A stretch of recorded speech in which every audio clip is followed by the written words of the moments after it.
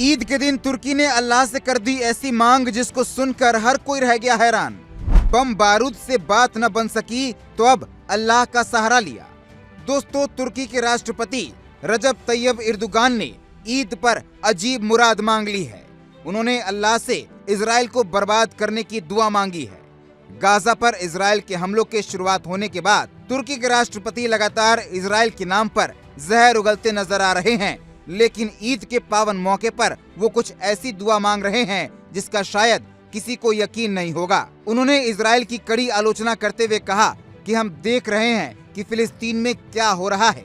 अल्लाह अपने पवित्र नाम पर जायोनी देश इजराइल को नष्ट कर दे। हमें देखना चाहिए कि वहाँ पर क्या हो रहा है और इसलिए हमें एकजुट होना चाहिए। अल्लाह हमेशा हमारी एकता को मजबूत करे।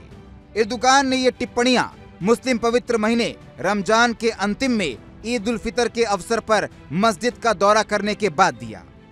दोस्तों, ये पहली बार नहीं है जब उन्होंने ऐसा कुछ कहा हो, लेकिन इस बार उनके द्वारा कही गई ये बात वाकई में चौंकाने वाली है। तुर्की के पास एक ऐसा राष्ट्रीय अध्यक्ष है जो स्पष्ट रूप से इजराइल के विनाश का आह्वान कर रहा है। हालांकि दोस्तों, वो इसे अल्लाह के नाम पर इच्छा के रूप में पेश कर रहा है, बजाय इसके कि वो खुद जंग के मैदान में अपना दम दिखाए। दोस्तों, इस्लाम को जानने वालों की माने तो अल्लाह के 100 नाम हैं और उनमें से एक अल कहर है, जिसका अर्थ है विनाशक।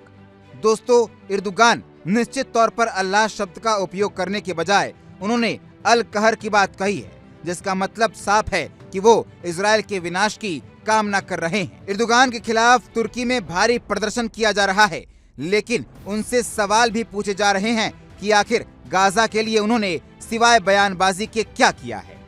इस महीने की शुरुआत में इजराइल ने फिर से गाजा में सैन्य अभियान शुरू कर दिया है और उन्होंने इजराइल को आतंकवादी राज्य करार दिया है, लेकिन गाजा की मदद के नाम पर उन्होंने सिर्फ इतना ही कहा कि तुर्की युद्ध विराम बनाए रखने के लिए राजकीय प्रयासों का समर्थन करेगा।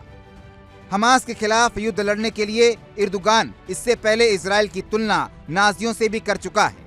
उन्होंने कहा था कि वो पहले ही हिटलर के आगे निकल चुके हैं। जो लोग इजराइल की सहानुभूति पाने के लिए हमास को आतंकवादी संगठन कह रहे हैं, उनके खिलाफ हम परिस्थिति में स्वतंत्रता के लिए फिलिस्तीनी संघर्ष का समर्थन करना जारी रखेंगे। हो सकता है कि हम जो कुछ भी कर रहे हैं उसकी घोषणा न कर सके, लेकिन मैं ये कह सकता हूँ कि फिलिस्तीन के प्रति हमारी संवेदनशीलता को कम करके नहीं आंका जा सकता है।